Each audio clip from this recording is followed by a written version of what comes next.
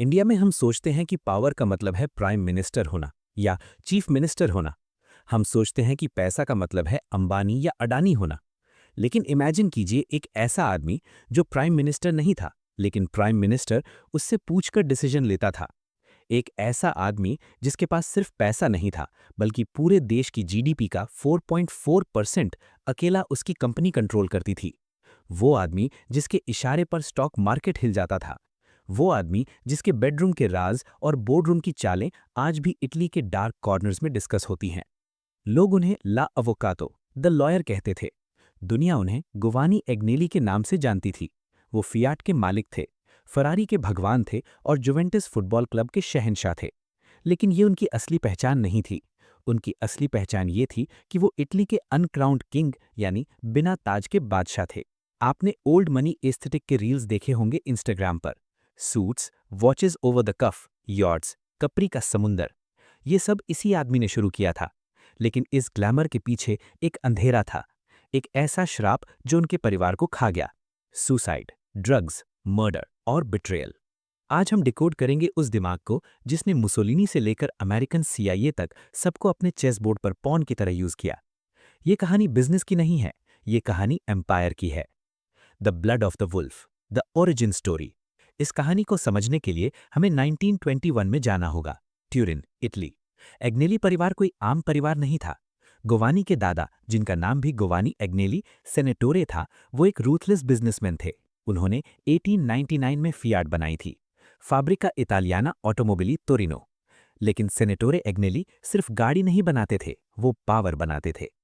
India की youth के लिए ये समझना जरूरी है, जैसे इंडिया में टाटा और बिरला का नाम है, इटली में एग्नेली का नाम उससे 100 गुना बड़ा था, क्योंकि टाटा बिरला के पास आर्मी नहीं थी। सेनेटोरे एग्नेली ने वर्ल्ड वॉर वन में इटली की आर्मी के लिए ट्रक्स और मशीन गन्स बनाई थी। वो जानते थे कि वॉर इज प्रॉफिट। उन्होंने बेनिटो मुसोलिनी, इटली के डिक्टेटर के साथ हाथ मिलाया। मुसोलिनी को दिखाना था कि इटली स्ट्रांग है और फियाट वो ताकत थी। यहां हमें पहला लेसन मिलता है, कैपिटलिज्म हैज नो मोरालिटी। धंधे का कोई धर्म नहीं होता। सेनेटोरे एग्नेली ने फासिस्ट रिजीम का यूज किया अपनी मोनोपोली बनाने के लिए। उन्होंने यूनियंस को कुचल दिया, कॉम्पिटिटर्स को खरीद लिया। इस माहौल में पैदा हुए ज्ञानी एग्नेली, 1921। वो प्रिंस थे, लेकिन उनकी किस्मत में प्यार नहीं, ड्यूटी लिखी थी। उनके पिता एडवार्डो एक ट्रैजिक फिगर थे। एडवार्डो को बिजनेस में इंटरेस्ट नहीं था, वो सिर्फ लाइफ एंजॉय करना चाहते थे। 1935 में जब ज्ञानी सिर्फ 14 साल के थे, उनके पिता एडवार्डो की मौत हो गई, एक प्लेन क्रैश में। पंखा यानी प्रोपेलर उनके सर पर लग गया था। ये पहला सदमा था। सिर्फ 10 साल बाद 1945 में उनकी मां वर्जीनिया, जो एक बेहद खूबसूरत और आज़ाद ख्याल औरत थी, वो भी एक कार एक्सीडेंट में मारी गई। 24 साल की उम्र में ज्ञानी अनाथ हो गए, लेकिन वो अमीर अनाथ थे। उनके दादा सेनेटोरे ने उन्हें अपने पास बुलाया।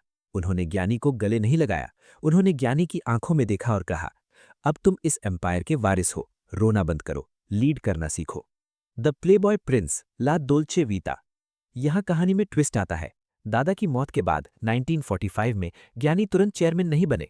उनके दादा ने एक रीजेंट विक्टोरियो वेलेटा को गद्दी पर बिठाया था और कहा था, जब तक ज्ञानी तैयार न हो जाए कंपनी तुम चलाओगे।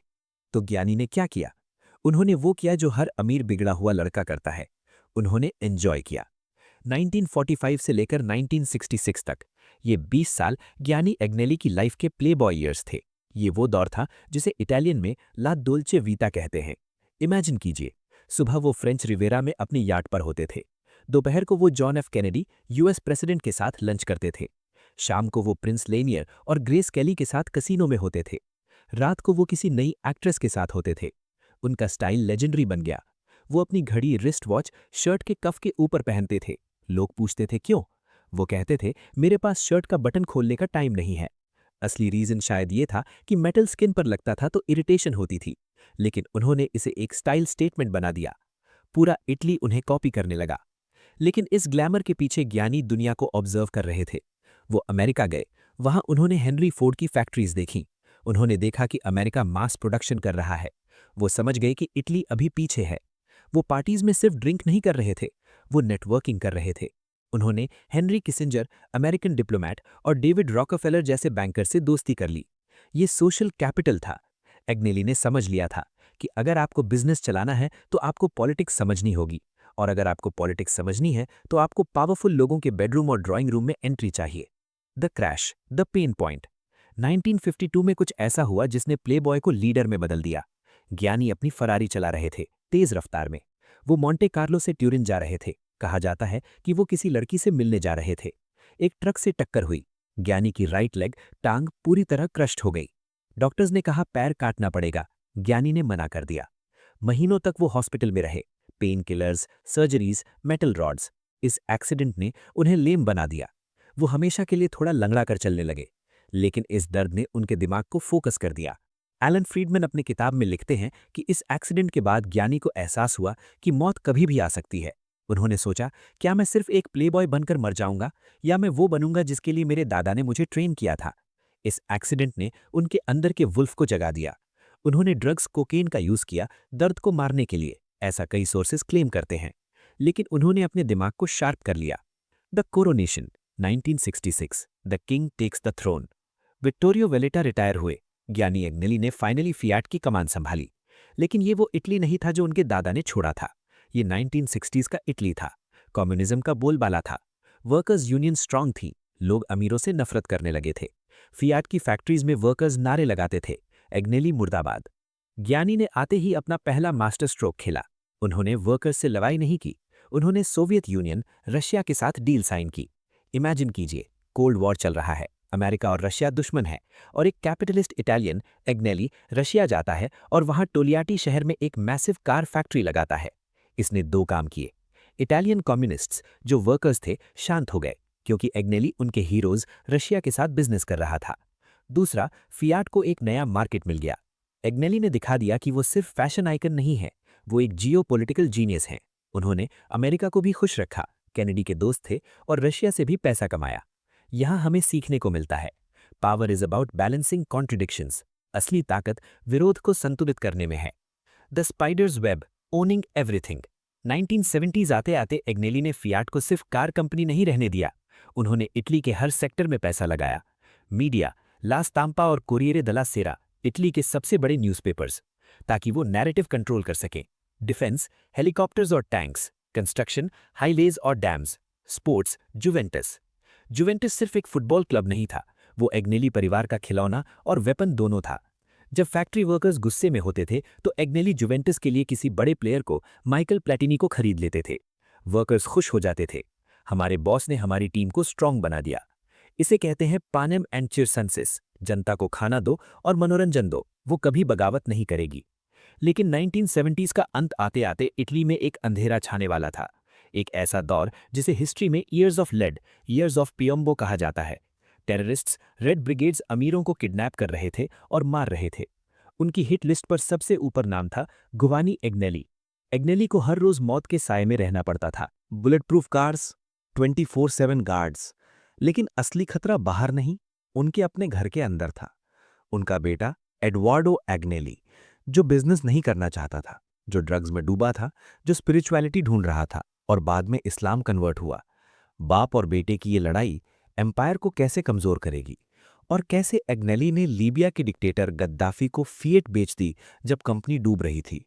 इमेजिन कीजिए, आप सुबह घर से निकलते हैं, आपकी गाड़ी बुलेट प्रूफ है, आपके आगे और पीछे आर्म्ड गार्ड्स हैं। आप ऑफिस पहुंचते हैं, लेकिन रास्ते अलग हैं, रोज नया रास्ता। आपके एम्प्लॉयज को सड़क पर गोली मारी जा रही है।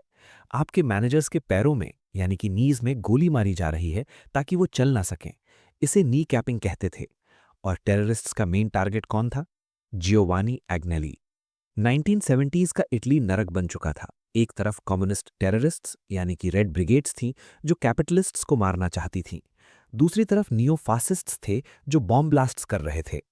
लोग पूछते थे, एग्नेली देश छोड़ क्यों नहीं देते? स्विट्जरलैंड चले जाओ, अमेरिका चले जाओ। लेकिन एग्नेली ने कहा, कप्तान जहाज छोड़कर नहीं भागता।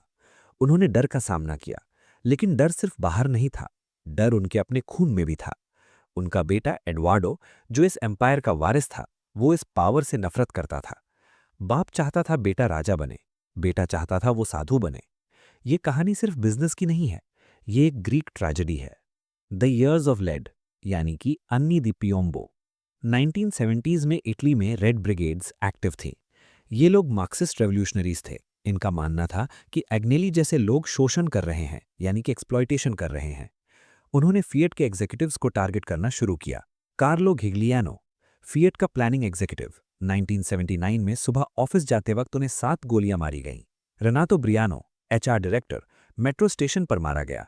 एत्तोरे अमेरियो, किडनैप किया गया। एग्नेली को हर सुबह ये खबर मिलती थी, सर, आज एक और मैनेजर मारा गया। फिएट की फैक्ट्रीज में वर्कर्स डर के मारे काम पर नहीं आते थे। यूनियंस स्ट्राइक पर थीं, प्रोडक्शन बंद था। एग्नेली ने अपनी सिक्योरिटी बढ़ा दी, लेकिन वो पब्लिक लाइफ से गायब नहीं हुए। वो फुटबॉल मैच देखने जाते थे, वो पार्टीज में जाते थे। क्यों? क्योंकि वो जानते थे, अगर किंग डर गया तो प्रजा यानी कि पब्लिक डर जाएगी। उन्होंने दिखाया कि टेरर उन्हें तोड़ नहीं सकता। लेकिन कंपनी डूब रही थी। ऑयल क्राइसिस यानी कि 1973 की वजह से कार सेल्स गिर गई थी। बैंक्स लोन देने को तैयार नहीं थे। एग्नेली को पैसा चाहिए था, बहुत सारा पैसा। और पैसा लेने के लिए उन्होंने शैतान से हाथ मिलाया।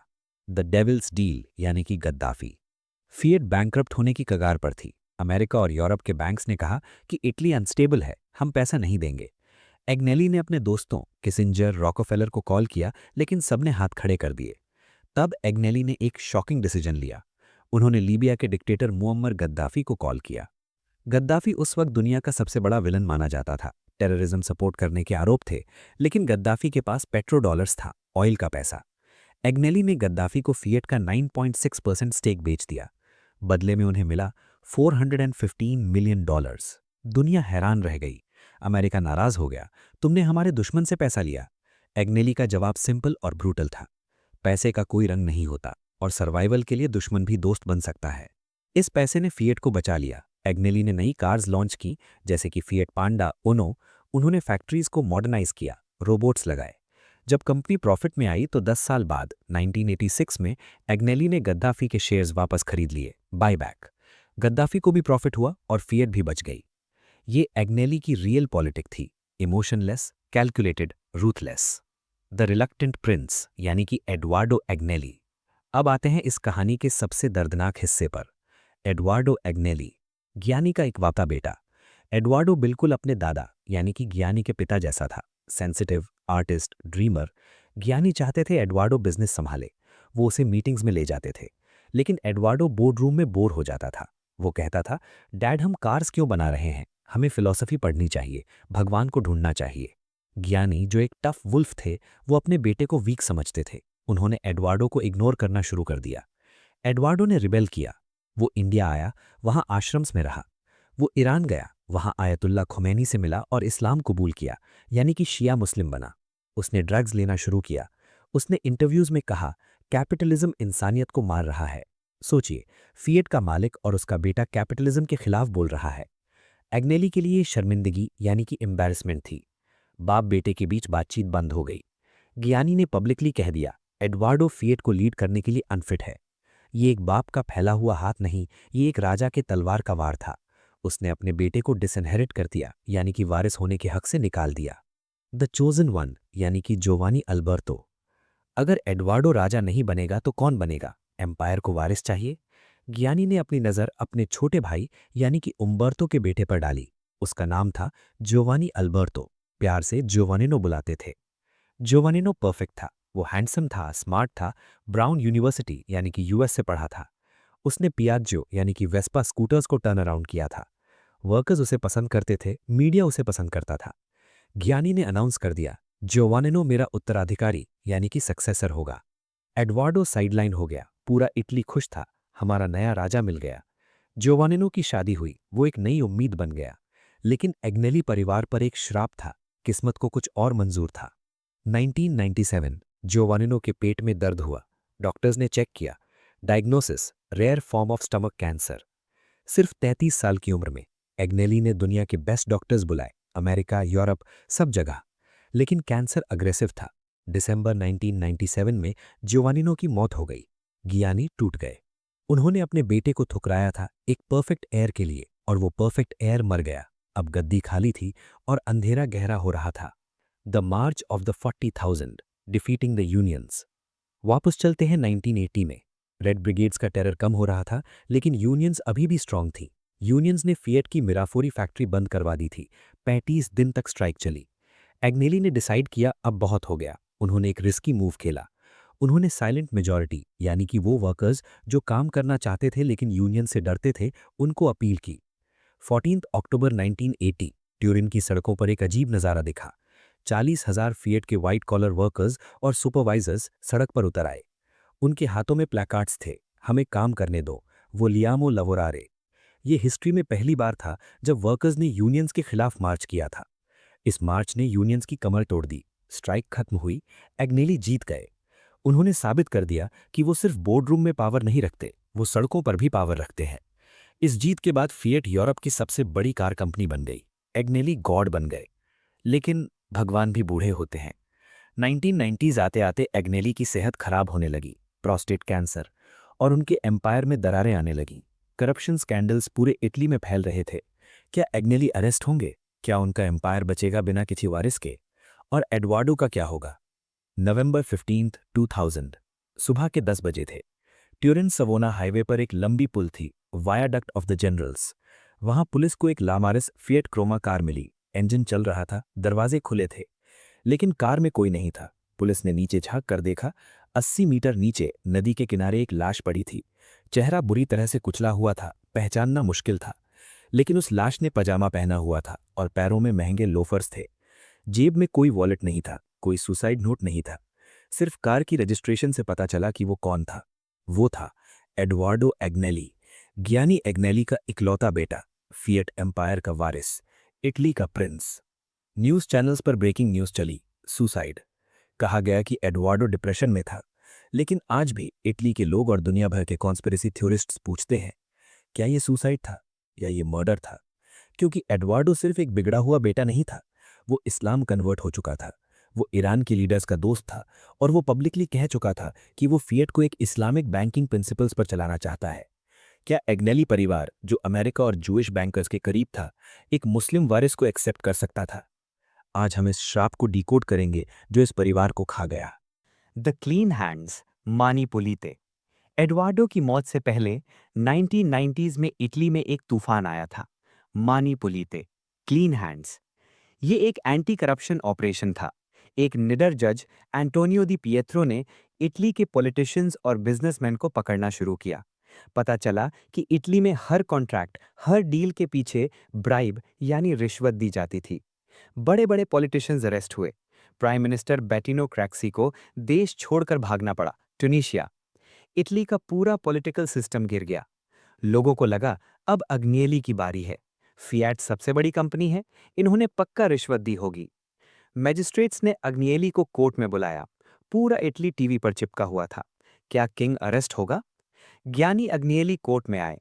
वो अपने ग्रे सूट में थे, क्रचेस यानी बैसाखी के सहारे चल रहे थे। उन्होंने जज की आंखों में देखा और एक स्टेटमेंट दिया जो हिस्ट्री बन गया। करप्शन इटली की सिस्टम का हिस्सा बन चुका है। अगर हम रिश्वत नहीं देते तो हमें कॉन्ट्रैक्ट्स नहीं मिलते। हम विक्टिम हैं, क्रिमिनल नहीं। उन्होंने एडमिट किया कि फियाट ने पैसे दिए, लेकिन उन्होंने कहा मैंने नहीं दिया, मेरे मैनेजर्स ने दिया होगा। ये प्लॉजिबल डिनायबिलिटी थी। अग्निएली इतने पावरफुल थे कि जजेस उन्हें अरेस्ट करने की हिम्मत नहीं कर पाए। जहां बाकी बिजनेसमैन जेल गए, अग्निएली कोर्ट से बाहर निकलकर अपनी फरारी में बैठकर चले गए। लोगों ने कहा अग्निएली कानून से ऊपर हैं, टू बिग टू जेल। उन्होंने अपनी रेप्यूटेशन बचा ली, लेकिन उनका एम्पायर अंदर से खोखला हो रहा था। The curse of the golden heir, Giovannino. जैसा हमने पहले देखा, अग्निएली ने अपने बेटे एडवार्डो को रिजेक्ट कर दिया था। उन्होंने अपने भतीजे जोवान्निनो को चुना था। जोवान्निनो इटली का जेएफके जूनियर था, हैंडसम, स्मार्ट, हम्बल। सबको लगा फियाट का फ्यूचर सेफ है। लेकिन 1997 में जोवान्निनो को पेट में दर्द हुआ। Diagnosis, rare stomach cancer. Agnelli ने दुनिया के बेस्ट डॉक्टर्स बुलाए। उन्होंने कहा पैसा पानी की तरह बहा दो, लेकिन इस लड़के को बचा लो। लेकिन मौत रिश्वत नहीं लेती। दिसंबर 1997 में सिर्फ 33 इयर्स की उम्र में जोवान्निनो की मौत हो गई। अग्निएली टूट गए। उन्होंने कहा था मैं रिटायर हो जाऊंगा और जोवान्निनो लाज करेगा। अब गद्दी खाली थी। और लाइन में कौन था? वही बेटा जिसे उन्होंने ठुकरा दिया था, एडवार्डो। एडवार्डो ने सोचा अब तो डैड मुझे चुनेंगे, मैं इकलौता खून हूं। लेकिन जियानी अग्निएली रुथलेस थे। उन्होंने एडवार्डो को कॉल करके कहा तुम अभी भी अनफिट हो। उन्होंने एडवार्डो को स्किप किया और अपने नाती यानी ग्रैंडसन जॉन एल्कैन को चुना। जॉन एल्कैन उस वक्त सिर्फ 21 ईयर्स का था, कॉलेज में पढ़ रहा था। एडवार्डो के लिए ये आखिरी बेइज्जती थी। The mystery of the viaduct, Edoardo's end. Edoardo Agnelli एक अजीब इंसान थे। वो इंडिया में ओशो के आश्रम में रहे। वो ईरान गए और वहां आयतुल्ला खुमैनी, सुप्रीम लीडर के हाथ चूमे। वो इंटरव्यूज में कहते थे, फियाट फैक्ट्रीज बंद करके हमें एनवायरनमेंट बचाना चाहिए। शेयर होल्डर्स डर गए थे, अगर ये आदमी चेयरमैन बना तो फियाट खत्म हो जाएगी। नवंबर 15, 2000, एडवार्डो की लाश मिली। ऑफिशियल स्टोरी सुसाइड, लेकिन सवाल उठने लगे। नो ऑटोप्सी, पुलिस ने बॉडी का पोस्टमार्टम क्यों नहीं किया? इतनी हाई प्रोफाइल डेथ में ऑटोप्सी जरूरी होती है, लेकिन बॉडी को तुरंत दफना दिया गया। नो नोट, एडवार्डो एक राइटर थे, पोएट थे, वो बिना लेटर लिखे क्यों जाएंगे? द हाइट, ब्रिज 80 मीटर ऊंचा था। बॉडी की हालत ऐसी थी जैसे वो गिरने से पहले ही मर चुका हो, कुछ थ्योरीज के मुताबिक। ईरान में आज भी डॉक्यूमेंट्रीज बनती हैं जो कहती हैं कि एडवार्डो को जायनिस्ट कॉन्स्पिरेसी ने मारा, क्योंकि वो एक मुस्लिम शिया मुस्लिम बन चुका था और इटली की इकोनॉमी एक मुस्लिम के हाथ में नहीं दी जा सकती थी। जियानी अग्नियेली ने कभी पब्लिक में आंसू नहीं बहाए। जब उन्हें खबर मिली, वो चुपचाप अपने रूम में गए। पुलिस चीफ आया, अग्नियेली ने पूछा, डिड ही सफर, क्या उसे दर्द हुआ? पुलिस ने कहा, no sir, it was instant. Agnelli ने बस सर हिलाया और काम पर वापस लग गए। लेकिन अंदर से वो मर चुके थे। उन्होंने अपनी जिंदगी में सब कुछ जीता था, लेकिन अपना बेटा हार गए। The chosen one 2.0, John Elkann. अब अग्नियेली के पास वक्त कम था। उन्हें प्रोस्टेट कैंसर था, वो जानते थे उनके पास सिर्फ कुछ साल बचे हैं। उन्हें जॉन एल्कैन को तैयार करना था। जॉन एल्कैन ज्ञानी की बेटी मार्गरीटा का बेटा था। वो बहुत यंग था। वो न्यूयॉर्क और पेरिस में पला बढ़ा था। वो शाये था। ज्ञानी ने उसे अपनी परछाई बना लिया। जहां भी अग्नियेली जाते, board meetings, Ferrari races, Kissinger के साथ डिनर, जॉन उनके पीछे खड़ा रहता। अग्नियेली उसे सिखाते, सुनो सबकी, लेकिन डिसीजन अकेले लो। कभी भी इमोशंस मत दिखाओ। लोग तुम्हारे दोस्त नहीं हैं, वो तुम्हारे टाइटल के दोस्त हैं। जॉन एल्कैन आज स्टेलांटिस और फेरारी के चेयरमैन हैं। उन्होंने वही किया जो उनके नाना ज्ञानी ने सिखाया था। उन्होंने इमोशंस को साइड में रखकर बिजनेस बचाया। The lion in winter, the GM deal. 2000-2002, Edoardo की मौत के बाद ज्ञानी की तबीयत बिगड़ने लगी। फियाट भी दोबारा क्राइसिस में थी।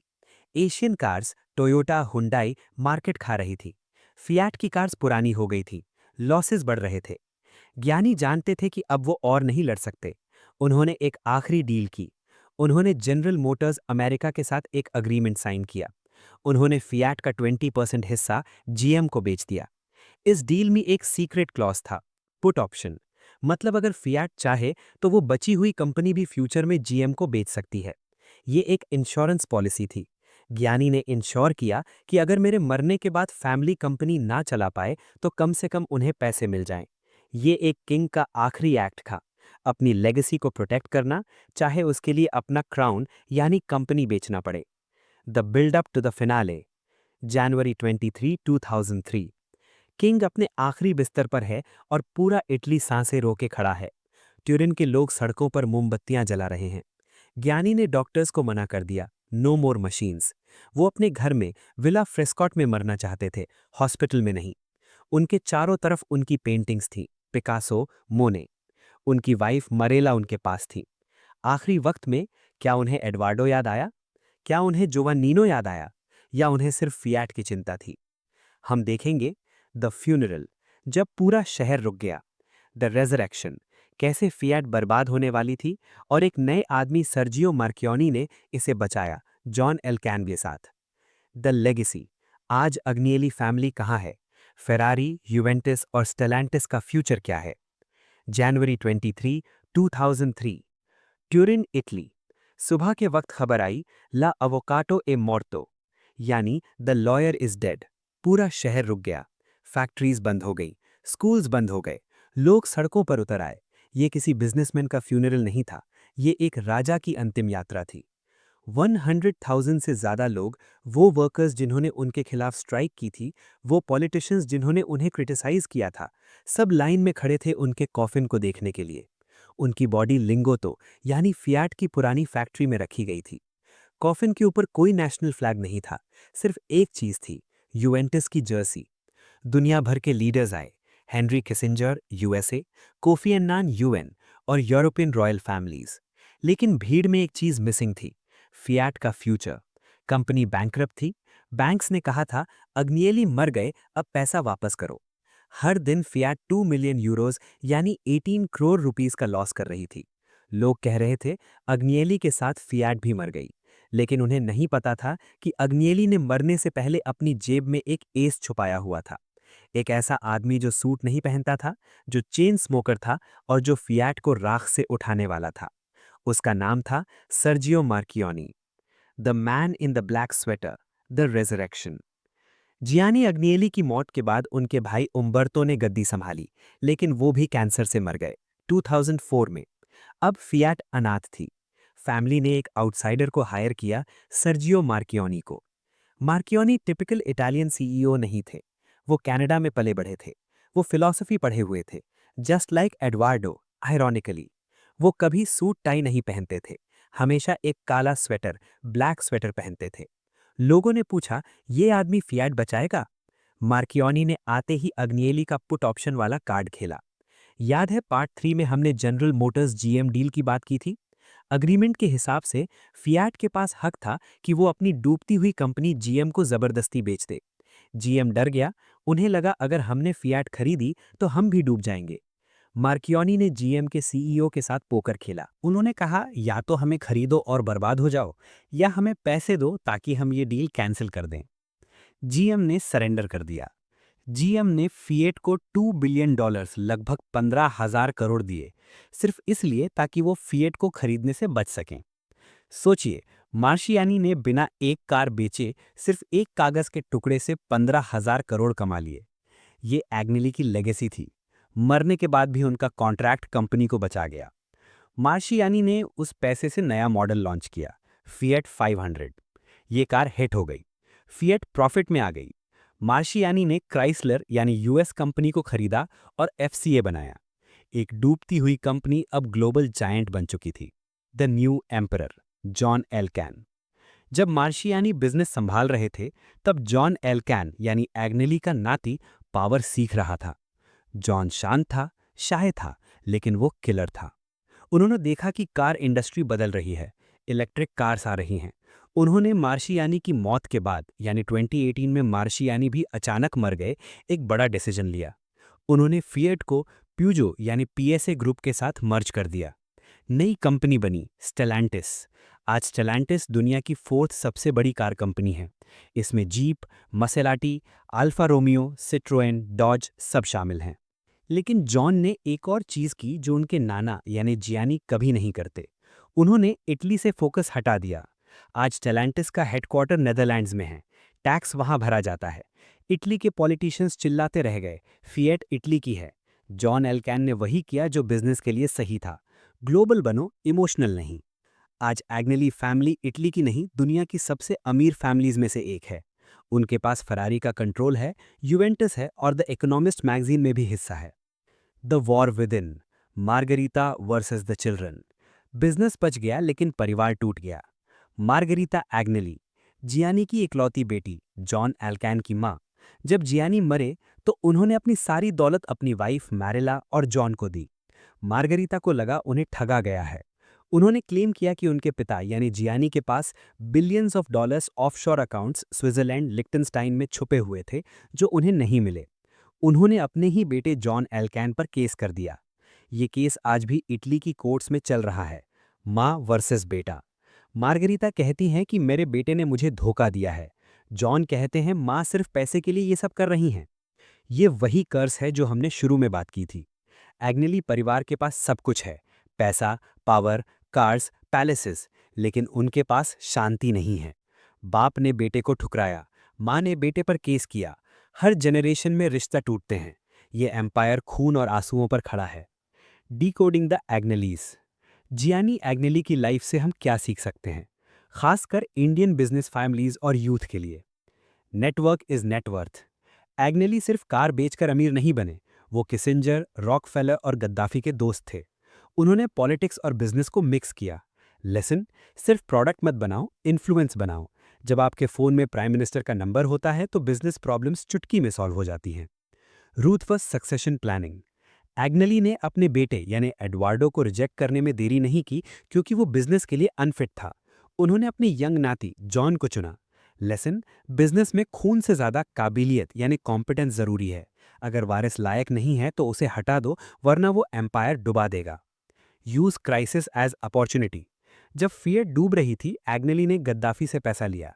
जब दोबारा डूबी, मार्शियानी ने जीएम से पैसा लिया। लेसन, जब आप कॉर्नर में हो तो अनकन्वेंशनल रास्ते ढूंढो। दुश्मन का पैसा भी आपको बचा सकता है। Style is power. एग्नेली का घड़ी पहनने का तरीका, उनके सूट्स, उनका ऑरा, ये सब कैलकुलेटेड था। वो एक ब्रांड थे। लोग फिएट नहीं खरीदते थे, लोग एग्नेली की कार खरीदते थे। लेसन, पर्सनल ब्रांडिंग आज के ज़माने की चीज़ नहीं है। एग्नेली ने इसे 50 साल पहले मास्टर कर लिया था। The ट्राइस of the crown. इस पावर की कीमत क्या थी? एक बेटा जो सुसाइड कर गया, एक भतीजा जो कैंसर से मर गया, एक बेटी जो कोर्ट में लड़ रही है। लेसन, सक्सेस फ्री में नहीं मिलती, उसका टैक्स आपको अपनी पर्सनल लाइफ से भरना पड़ता है। ट्यूरिन में आज भी लोग कहते हैं, पोप रोम में रहते हैं लेकिन भगवान ट्यूरिन में रहते थे। जियानी एग्नेली चले गए, लेकिन उनका बनाया हुआ सिस्टम आज भी चल रहा है।